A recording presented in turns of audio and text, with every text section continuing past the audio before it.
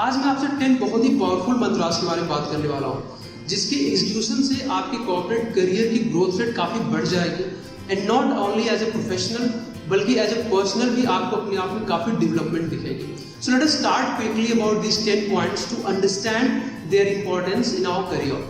Point number 1, induction training. इसको बहुत ही lightly लेते हैं, हम इसको एज ए हनीमून पीरियड लेते हैं, हम इसको as a time pass use करते हैं। बट फैक्ट ये होता है कि हमारे करियर में, हमारे टेन्योर में उस पर्टिकुलर कंपनी के लिए बहुत ही वाइटल रोल प्ले करता है, क्योंकि हमें कंपनी के vision, mission, corporate culture, founders की थॉट एक्सेट्रा के बारे में पता चलता है यहीं पे। इसके बाद जब हम पर बिजनेस को हैंड ओवर हो जाते हैं, उसके बाद से हमारे पास ना तो इतना टाइम होता है कि हम इसके बारे में जाने, और ना तो हमारे पास कोई ऐसा बताने वाला होता है जो इन बेसिक्स के बारे में बताता है। Hence, this is very important for all of us to pay full attention while being into induction training. Point number 2, setting right expectations with your manager.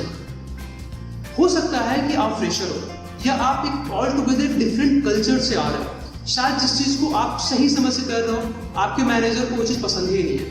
Hence, जब आप इंडक्शन कंप्लीट करते हो, उसके बाद से अपने मैनेजर के साथ आपको जरूर बैठना चाहिए एंड उनके साथ अपनी एक्सपेक्टेशन सेट करनी चाहिए कि आपके मैनेजर को आपसे क्या रिक्वायर्ड है, सो दैट आप आगे जो फ्यूचर में जब तक भी आप काम करो तब तक कोई डिस्प्यूट ना क्रिएट हो और बहुत ही एक स्मूथ प्रोसेस के साथ में आपका एक सिंक में एक अच्छी बॉन्डिंग के साथ आप अपने मैनेजर के साथ में उतना वर्क कर सकते। Point number 3, work station. Although बहुत ही छोटी चीज़ है, हम लोग इसको बहुत ईजिली नज़रअंदाज कर देते हैं, बट ये बहुत बड़ा रोल प्ले करता है हमारे लिए।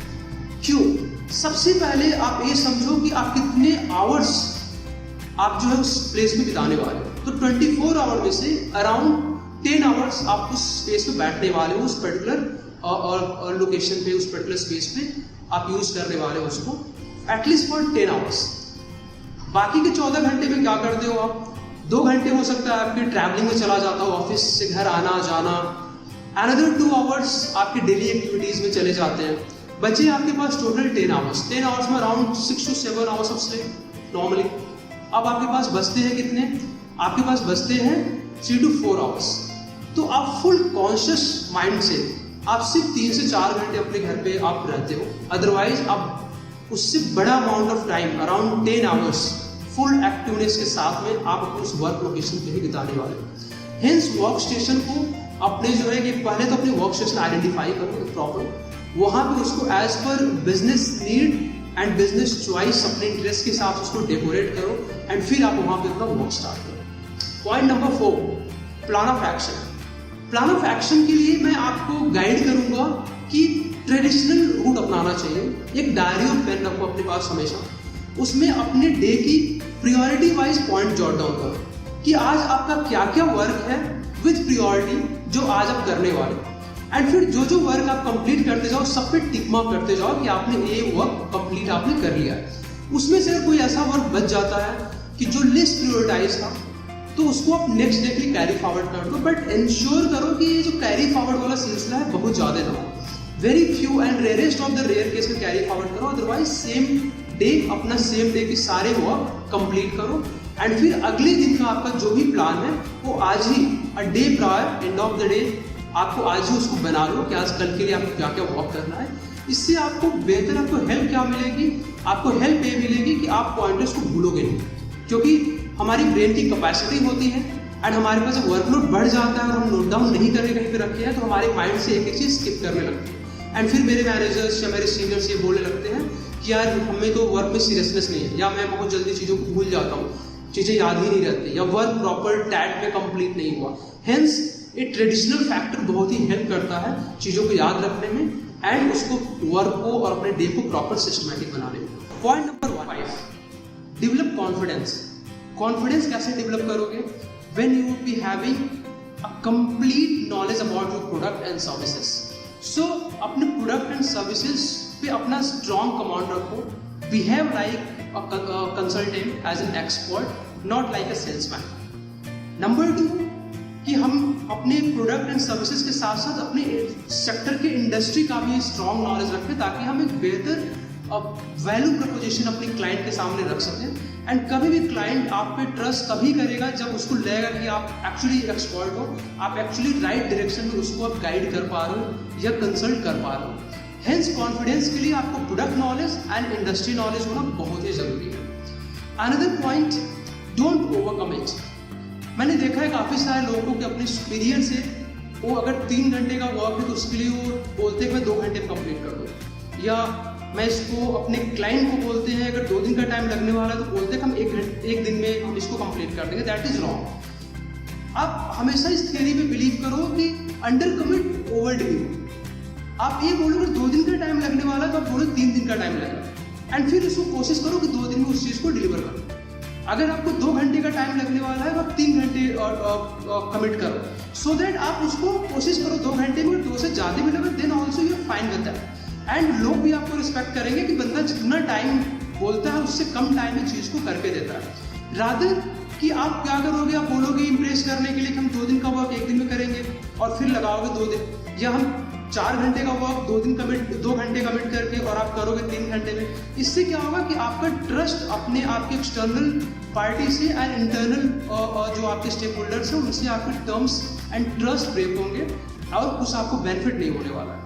हेंस ओवर कमिट मत करो, be honest to your self. Another point, आप हमेशा अपने आप से ऑनेस्ट हो, क्योंकि आप किसी और को चीट कर सकते हो। इस यूनिवर्स में आप सबको चीट कर सकते हो बट खुद को कभी नहीं। इसलिए अपने आप से ईमानदारी रखो, आपका जो डिफाइंड वर्क है, जो आपकी रिस्पॉन्सिबिलिटीज है उसको समझो, क्योंकि जब आप किसी वर्क को एज ए रिस्पॉन्सिबिलिटी लोगे इंटरेस्ट अपने आप आ जाएगा, और जब इंटरेस्ट आ जाएगा आप वर्क को ऑटोमेटिकली एंजॉय करने लगोगे, एंड जब एंजॉय करने लगोगे अपने वर्क को, believe me result will be something else. Hence be honest to yourself. Next point is build up relationship. मैंने काफी लोगों को देखा है कि they are very introvert working in corporate and सिर्फ अपने काम पे वो फोकस करते हैं और किसी बात नहीं करते। यार आप जब रिलेशनशिप बिल्डअप करोगे विद इन कंपनी एंड अपने आउटसाइड जो आपके स्टेक होल्डर्स उनके साथ में, तो आपको बेनिफिट बहुत होगा। क्योंकि अगर आपका प्रोडक्ट या सर्विसेज ऐसा है जो डिफरेंट डिपार्टमेंट के ऊपर डिपेंडेंट है या उनसे इंटरकनेक्टेड है, अगर आपका रिलेशनशिप अच्छा है तो आपका वर्क इजी हो जाएगा एंड बहुत स्मूथ हो जाएगा। अगर आपके एक्सटर्नल पार्टी के साथ में आपके रिलेशनशिप अच्छे हैं तो शायद जो डील ना भी क्लोज होने वाले हो, आपने रिलेशनशिप के बेसिस पर उसको क्लोज कर लोगे, या अपने आपको आपके रिलेशनशिप के बेसिस पर अपने काम करा लोगे। हेंस रिलेशनशिप बिल्डअप करना बहुत ही जरूरी होता है। Next point is trust. मैंने देखा है काफी सारे लोग अपने टू वेरी स्पेसिफिक अपने मैनेजर्स के बारे में बहुत ज्यादा एक प्री थॉट लेके चलते हैं, विच इज रॉन्ग। आप behaviour differs person to person. आपका आपके मैनेजर के साथ बिहेवियर कैसा है उसको साइड में रखते हुए आप उसको as a fresh mind with open hand welcome करो, एंड अपने मैनेजर के गाइडेंस पे ट्रस्ट रखो, क्योंकि आपका मैनेजर कभी आपको गलत गाइडेंस नहीं देगा। एंड उसके साथ साथ जो उसकी गाइडेंस है, जब आप उसको ट्रस्ट रखोगे, उसको फॉलो करोगे, उसको एग्जीक्यूट करोगे अपने डे टू डे बेसिस में, तो डेफिनेटली रिजल्ट आपके ही फेवर में होगा एंड आपके मैनेजर से पहले उसका सबसे बड़ा एडवांटेज आपको ही मिलने वाला। Next point is discipline. मैंने ऊपर जितने भी 9 पॉइंट्स के बारे में डिस्कस किया वो सारे यूजलेस हैं अगर ये पॉइंट अगर आपने इसको प्रॉपरली एग्जीक्यूट नहीं किया तो। Hence this is the last point but very important कि हमेशा अपने वर्क में, अपने पर्सनल, अपने प्रोफेशनल लाइफ में बहुत ही डिसिप्लिन रहो और वर्क को बहुत ही प्रॉपरली एग्जीक्यूट करो। अपने बिहेवियर, अपने वर्किंग एनवायरनमेंट को कंप्लीटली अनुशासित रखो, सो दैट आप एक बेहतर रिजल्ट ड्राइव करो and never ever settle before excellence. Thank you so much. I hope आपको ये 10 पॉइंट्स हेल्पफुल लगे होंगे एंड आई एम श्योर अगर आप इसको एग्जीक्यूट करते हो 30 डेज तक आप इसको एग्जीक्यूट करके देखो, आई एम श्योर आपको एक डिफरेंट रिजल्ट दिखेगा। Thank you so much and see you soon.